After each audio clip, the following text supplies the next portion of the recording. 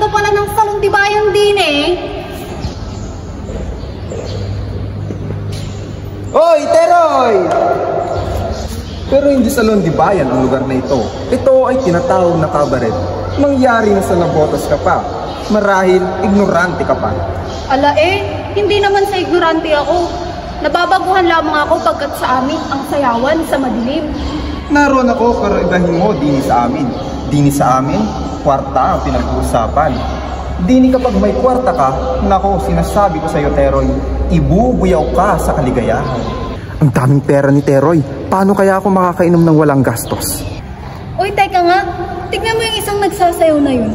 Kay Rikit, sino kayang kaparehas? Nakamamanghang kanyang kalindog. Nako, kapag nakita mo si Mary, ay lalong luluwa ang mata mo. Siya nga ba?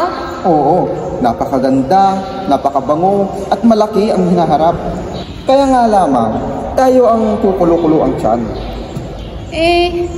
Ano bang ibig sabihin ng kukulo-kulo ang tiyan?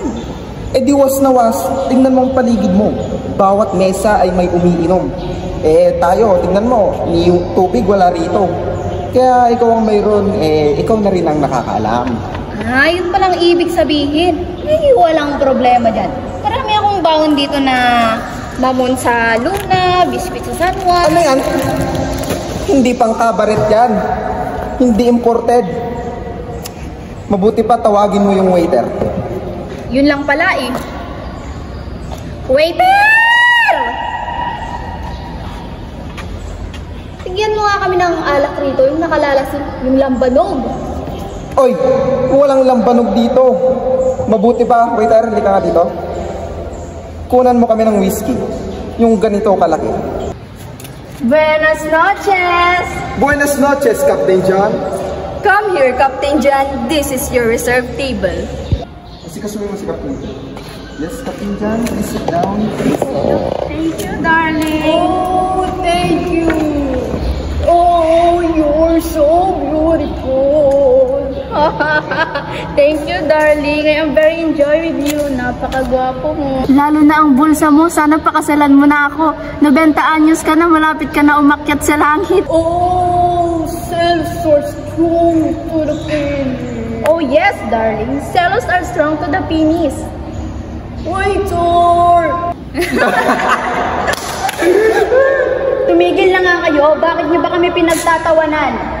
Ngayon bang kami ganito lamang? Dapat na kami ninyong uyamin at papalibasain?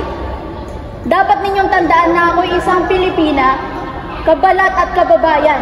At ang lalaking ito ay isang marangal at totoo kaming nagmamahalan. Oh, that's true. Nangako siya sa akin ako'y kanyang pakakasalan. At siya lang ang tanging aawin sa akin sa kahirapan. Tignan mo na yung ginawa mo, Tano. Nagpangaralan to ay tayo ni Aling Petra Immaculada. Ikaw naman kasi. Aling Petra. Hindi Aling Petra, Doña Petra. Doña Petra, kung Doña Petra, huwag mo nang sasabihin kay Captain Jan ang mga nangyari. Nakakahiya. Ipagpaumanhin nyo na at medyo nagulat ng si Tano. Hindi naman kaila sa inyo na may pagkapalabiro ang taong ito at loko-loko. Ay! Oh, abogadong binata, maaga ka ngayon na. Tila walang pasok sa eskwela. O ano, tapos ka na ba sa abogasiya mo? Malapit-lapit na. Dumating na ba siya? Sino? Si Dalagang Bukid? Oo, si Angelita. Tila oo, tila hindi. Ano ba yun, Bastian? Lagi mo na lang ako nilalagay sa alanganin.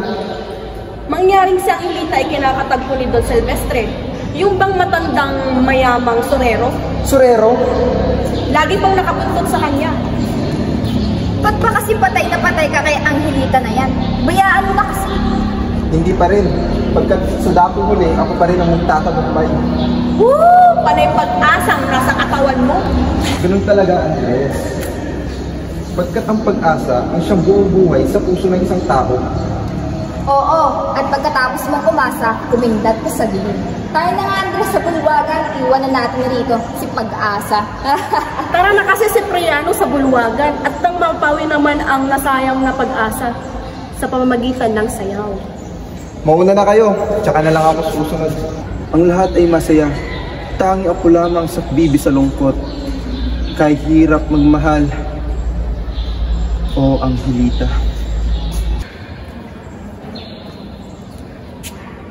Nababaliw na ata itong lalaking ito. Nagsasalita ng walang kausap. Oh yes, Cipriano. May nangyayari bang di pangkaraniwan sa buhay mo? Aba, kayo po pala, Don Silvestre. Magandang gabi po. Ako nga at hindi nagbabago. Mabutit nagkita tayo. Bakit? May dahilan? Malaki! Nais kong pag-usapan natin ang ukol kay Angelita. Inano po kayo ng Angelita? Pwes, ngayon mo malalaman. Hinihiling ko sa'yo na huwag mo nang ipagpatuloy ang balak mo sa Angelita'y suyuin.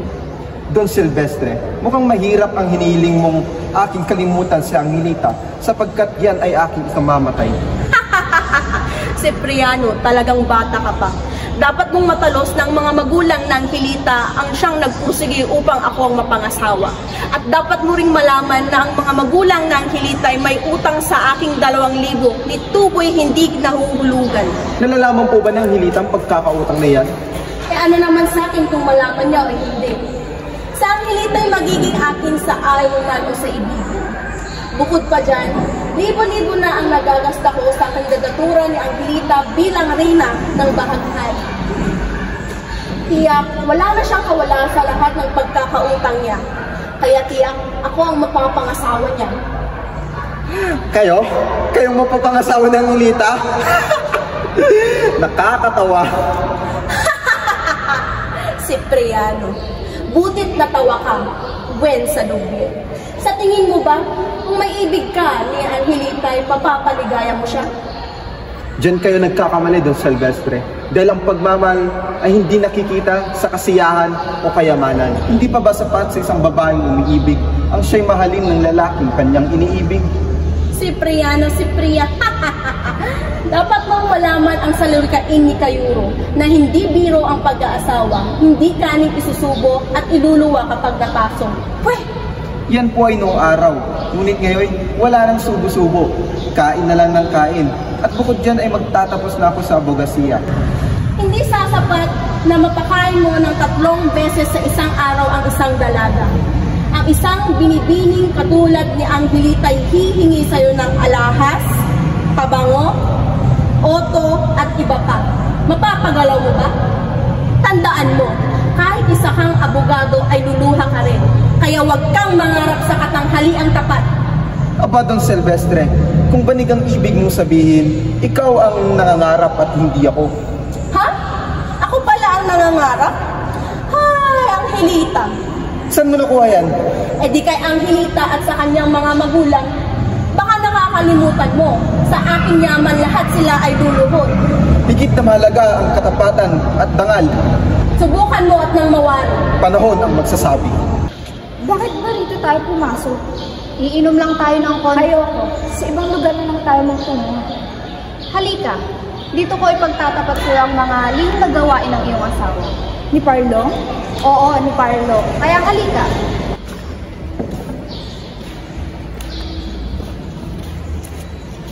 Anong lihim ba ang sasabihin mo? Baka naman itong ipagtatapat ko sa'yo, ipamamalita mo ako ang nagsabi. Kung sabagay, Paco, matagal na rin akong kinakabahan sa harap ng asawa ko. Di ko lang mapalaran na siya'y mahuli. Naku! Kapag siya'y talagang natauhan ko, ewan ko na lang kung anong mangyayari sa amin. Hay, sawang-sawa na ako. Ayoko na. Bakit naman? Kung nalalaman mo lang, noong nililigawan pa ako ni Parlong, pinangako niyang lahat. Oto, bahay, lupa, magarang damit, alahas, sa awa ng Diyos. Eto, pagkatapos ng 10 taong pagsasama, ang lahat ng pangako ay naglaho. Hindi pa ako nabigyan ng isang anak. Hay! Patawarin ako ng Diyos kung hindi ko mapatay yung hayop na yan. Sino nga ba ang sinasabi ko sa'yo? Pati ako madadamay. Hindi ka madadamay kahit kami pa'y magkahiwalay. Natatandaan mo ba nung ipinahatid ka sa akin ni Parlong sa dahilang may inuutos ako sa kanya? Oo nga eh. Hindi mo ba siya inutusan? Hindi. Kinasabot niya lamang ako. Ganun ba? Oo. Eh di saan siya naparoon? Nagtungo kay Padre Gomez dahil tinawagan siya ni Miling at may pangako itong ipapasyal sa Luneta. Pagkatapos ay nagtungo sa Paco para maghapunan. Ha? Kaya pala ganun na lang ang dagundong ng dibdib ko sa mga sandaling iyon? May ginagawa na palang katak sila ng lalaking yun sa akin? Oh! Ano pa? Kinasabot niya ako para aminin sa'yo na inutusan ko siya. Ha? E di kasabot ka rin pala sa pagtataksil sa akin? Konti, pero dahil lamang sa awa ko sa kanya, kaya hindi mo ako masisisi. Nako, Paco! Wala na ako ipagtitiis. Mamamatay ako. Aba, huwag ka munang mamamatay, sapagkat hindi pa tapos ang ating sulitin. Ano ba ang dapat kong gawin sa buhay na ito? Manahimik ka, sapagkat narito ako na lubos na humahanga sa iyong kariktan. Kobang, iniibig kitang tapat. Huwag kang magsabi ng ganyan. Hindi mo matatalos ang makakasama sa'yo. Delikado ang bagay na yan para sa akin. Lalo na kapag tayo napabandila sa manla. Nako, malaking kahihiyan yan. Kobang, kapag inintindi natin ang mga salabit na sa ating pagdaranay, hindi tayo makakarating sa ating paroroonan. At bakit? Sapagkat sino ang makakaalam sa ating inilihim na pag-iibigan? Angelita! Ay, Angelita! Napakaganda ng iyong tinig. Isa kang monsenyor sa pag-awi. Ganda mo ay gandang berhen. Don Silvestre, ang mga katulad niyo po, yun po bang parang paro-paro? Na ang tanging hangad sa bulaklak ay samsamin ang kanyang samyo. At kung matapos na at mistulang lanta, kayo na po mismo ang masusuklam sa kanya. No, Angelita. Don Silvestre, ang mga pandinig ko po'y sawang-sawa na sa mga pasaring na ganyan. May wag ko kayong mabibigla kung balang araw ay sibulan din ako ng isang pag-ibig, ngunit wagas at hindi katulad ng iba. At kung darating man ang araw na yon, ay masa po kayong pipiliin ko ang lalaking may tapat na loob at pag-ibig sa Diyos. At yan ang madali. Huwag lamang kay Don Silvestre. At bakit? Matanda ka na po. Hindi. Ang matanda ay mabait. Ganyan nga, Angelita. Ganyan nga. Lalo na pag mayaman. Binibini, maaari ba kitang maisayaw? No. Dahil ang sabi ng Angelita, ang matanda'y mabait. Angelita, ako ang isayaw mo. Angelita, ako. Angelita, ako ang isayaw. Lahat kayo ay aking sasayawan upang kayo masiyahan. Ngunit ang unang makakaubos ng aking lakong bulaklak ang aking unang sasayawan. Cipriano, ibig mo ba ng bulaklak? Ang lahat ng idudulot mo sa akin, imamahalin ko. Nako, kay lambing mo naman. O, bakit mo kaatang malungkot at hindi ka magsaya katulad ng iba, o? Napansin mo ba? Ngunit ngayon ay hindi na, pagkat napiling na kita. May pagkamakata ka pa yata. Hindi ka naniniwala? Ewan. Dali na, naghihintay yung iba eh. Ito ang bayad ko. Maraming salamat sa maganda mong loob, Angelita. Maraming salamat sa'yo. Bakit hindi ako ang alokin mo at nang papakyawin ko lahat ng yan? Gusto niyo po, mabait na matanda? Angelita, akala ko'y nakalimutan mo na ako. Lahat po'y kakalimutan ko, ngunit kayo po'y kailanman ay hinding-hindi. Ayaw niyo po ng bulaklak? Dalhin mo rito at nang papakyawin ko. Ho, ilan ho ang kukunin niyo? Ilan? Lahat ng yan, para wala ka nang aasikasuhin. Maaaring bang lagyan ang aking sulapay? Bakit naman po hindi? Siya nga pala, ito ang bayad. Maraming salamat, mabait na matanda.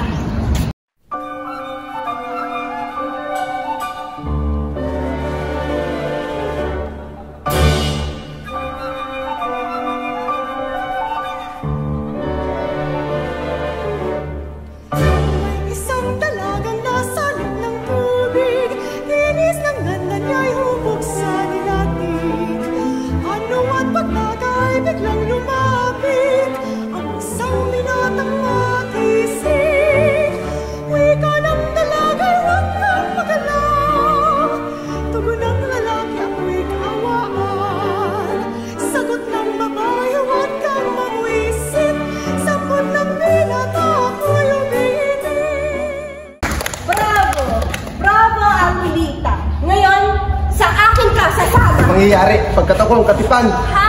Bakit? Ako'y maganda na yung pinag-aagawan? Angelita, sa akin ka sasama. Di mangyayari pag sinabi kong hindi. Hindi! Kung ganoon, edi hindi! Tara na, Angelita! Akin na! Tara na! Angelita. Ako'y binabagabag ng malaking suliranin. Cipriano, saka na lang tayo mag-usap ha. May gagawin pa kasi ako eh. Oo nga, ngunit nais ko sanang lutasin mo ang problema ng aking puso na patay sa'yo.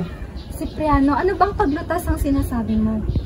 Ang nais ko'y tiyakin mo, pagkat ako'y nauuhaw sa batis ng iyong pagsuyo. Ang bawat sandaling lumipas ay parusa sa aking kaluluwa sa hindi mo pagsagot. Nako, ang romantiko mo naman. Cipriano, ang dalagang Pilipina ay hindi tulad ng ibang babae sa daigdig. Sa kanilang mga labi, hindi mo maririnig ang wikang iniibig ka. Bagkos ito ay mataimtim mong nadarama sa kanyang pagkilos at pakikipag-usap sa'yo. Kaya ano? Ano, Cipriano, umasa ka na. Ano ang Hilita? Cipriano, may gagawin pa kasi ako. Ang Hilita!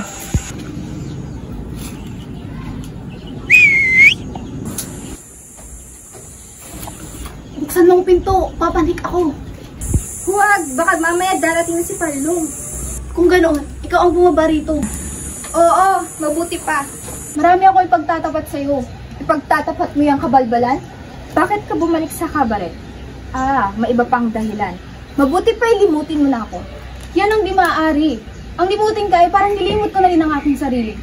Kung di maaari sa'yo, kapatawad na tayo. Yan ba ang iyong pasya? Kung ganoon, dyan ka na at ako ay magpapakamatay. Saan? Sa yaring sapa. Aba pa ako.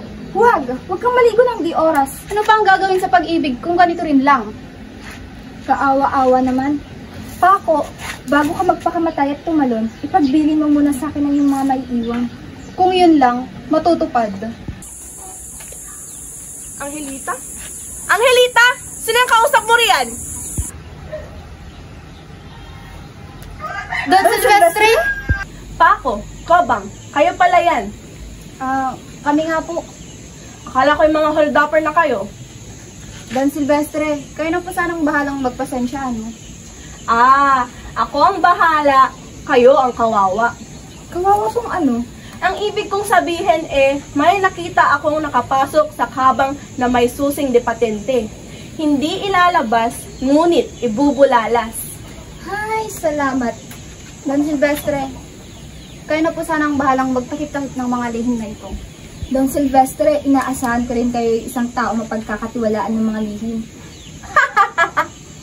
Ipagpalagay mo na lang na wala akong nakita. O siya, Don Silvestre, sasagap lamang kami ng hangin sa luneta. Sige, Paco, Kobang. Uy, tayo na. Mag-aantay pa ba ng liwanag ng araw? Magandang umaga sa iyo, Angelita. Magandang umaga rin sa'yo, Cipriano. Teka nga pala, mukha atang maaga ka ngayon na. Sa buong magdamag ay hindi ako nakaidlip dahil sa iyo. Bakit naman? Maaga naman tayo naghiwalay kahapon. Nang dahil sa takot na baka ikay mapariwara at mapasakamay ni Don Silvestre. Cipriano, wala akong anumang pagtingin sa matandang yon. Bakit mo pinakitaan ng magandang loob? Ang pakikiharap ko sa kanya ay hinihingian ng kabutihang loob. At ang pakikitungo ko sa kanya ay pakikitungo ko rin sa iba. Bukod pa sa Roy, Ano ang Hilita? wala. Hinihiling lang ng aking magulang na pakitaan ko siya ng kabutihang loob. Sapagkat napakalaki ng utang ng iyong pamilya sa kanya. Oo nga Ngunit hindi ko masasaway ang aking mga magulang. Bukod pa sa Roy, alam mo na malaki ang naitutulong sa akin ni Don Silvestre at sa aking pamilya. Ang Hilita, hindi kita maunawaan. Cipriano, mamaya na lamang tayo mag-usap. Marami pa akong gagawin bago sumikat ang araw. Cipriano! Ano kaya mangyayari kapag nagkita kami ni Parlong? Paraan pala'y ganito. Pag nagalit siya, maggagalit-galitan din ako. Hay, bahala na nga. Parlong! Parlong! Dumating ka na ba, mabait na lalaki? Ha? Ako pa ang dumating? Masamang babae ka, teka dyan ka lang. Huwag kang makakabalik-balik dito at kapag nagpumilit ka, baka tanggalin ko yung hininga mo. Doña Belhen, ilayo mo ako sa kapahamakan. Anak ng yawa. Halika nga rito. Anong oras na? Ba't ngayon ka lang umuwi? Hindi ba't sinabi ko sa'yo na ang babae ay sa bahay lang at ang lalaki doon sa lansangan? Anong oras na? Ba't ngayon ka lang umuwi? Ha? At anong kahulugan? Dahil basta nalalaman kayong kabalbalan, pag di ko binasag yung pagmumukha mo At aba, dalawa pa ang hawak nito. Itak at kawayan na mas malaki pa sa hawak mo. O ano, baka hindi mo may tuloy ang balak mo. Oo, hindi ko itutuloy kapag hindi mo sinabi kung saan ka pumunta. Kapag hindi mo sinabi pigtas yung liig mo. Nalalaman ko bang lahat? Si Cobang! Abat tinahamon ako ng babaeng to ah. Wala kayang itak. Huwag Mang Parlong! Huwag po! Tawad mo ako. Patayin mo na lang ako! Walang hiya ka talaga! May buntot ka na! May sungay ka pa! Huwag! Mang Parlong, ang panuntunan niyo po yung kasabihang, kung makukuha niyo ng paupo, huwag niyong kunin ng patayo. Huwag niyo nang awatin yan! Mas mabuti pa nang mapatay ako ng lalaking yan nang wala ng babae maghahanap sa kanya sa buong magdamag. Para makita ninyo, hindi pa ako naghahapunan, hindi pa ako nag-aalmusal. Pagkatapos babalik rin na ako ng kalabukod na yan! Mang Parlong, maggunos dili ka! Asawa mo pa rin kinakausap mo! Ano po ba talagang nangyari? Nangyari?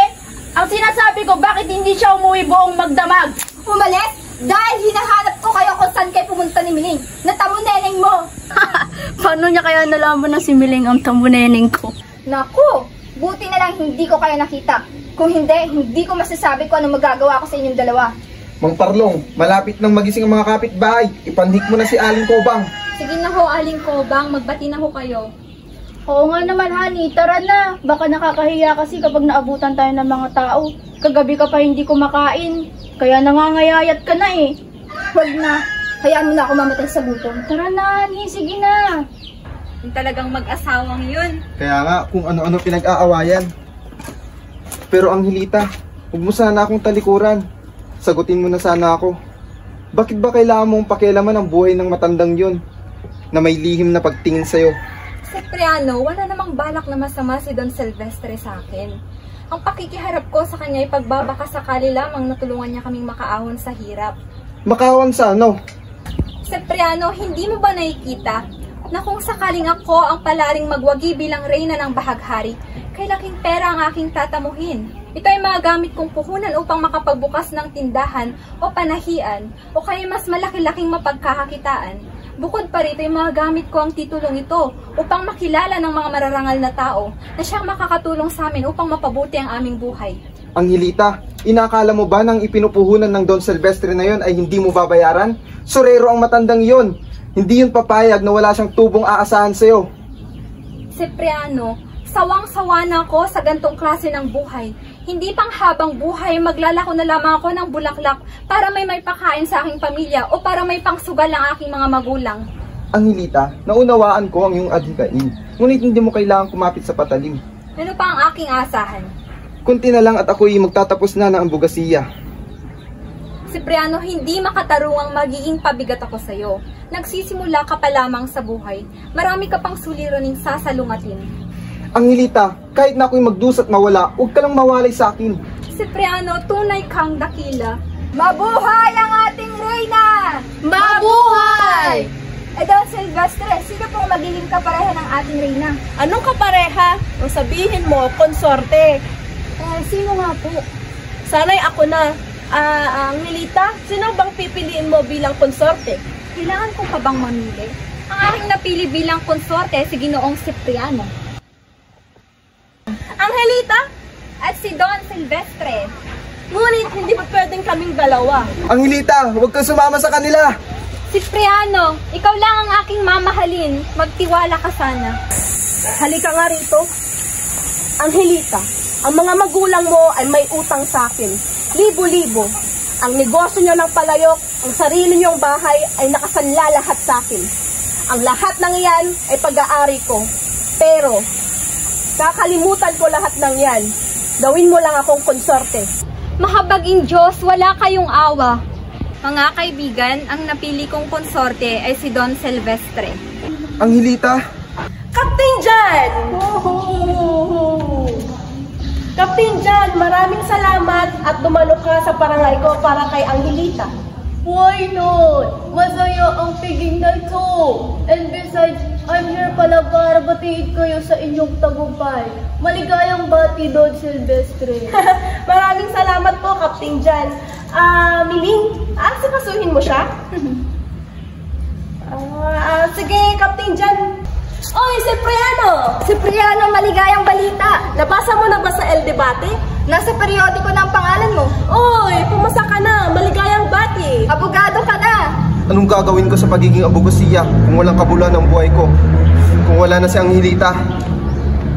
Huwag kang mag-alala. Kaming bahala sa'yo. Ipupuslit ka namin papasok. Talaga? Oo, kaya wag kang panghinaan ng loob at ipaglaban mo ng pag-iibigan ninyo ni Angelita.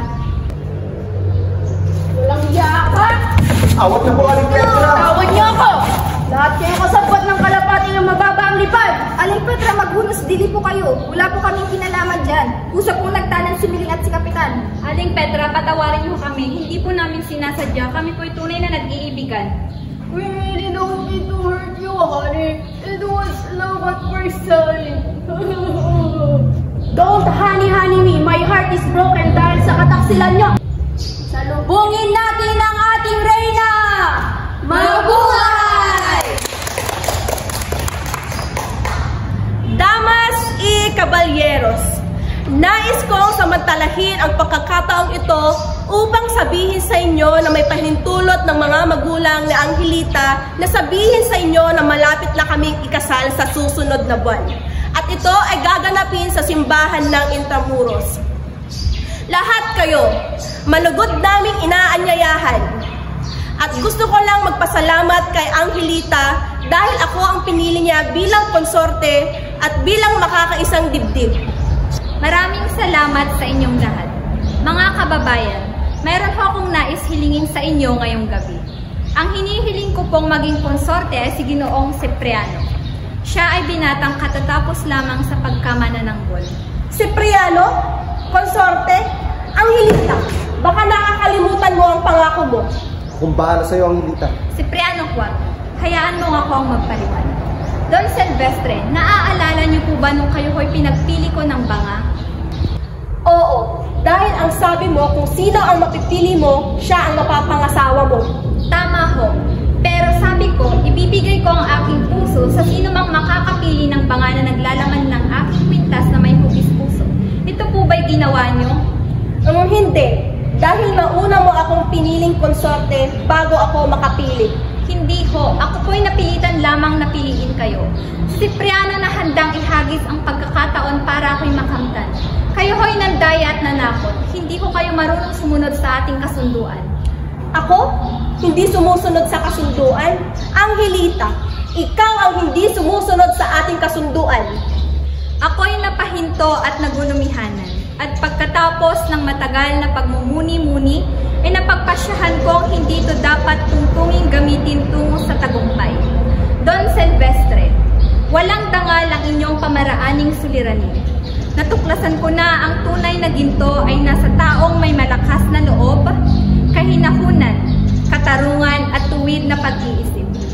Hindi nga ho ito pangako ng biglang pagyaman na masusuklian ng puri at dangal at ikahiya habang buhay. Ang balak ko ngayon ay isole ang koronang ito sa taong nagmamay-ari sa kanya at tanggapin sa halip ang koronang wagas at dalisay, ang wagas na pag-ibig ng pinakamamahal kong si Cipriano. Angelita, nasan ang mga banga? Uulitin natin. Pipiliin ko, mapatunayan lamang na tapat ang aking loob. Don Silvestre, huli na ho kayo. Basag na po ang mga banga. Hindi ka na, Angelita. Angelita!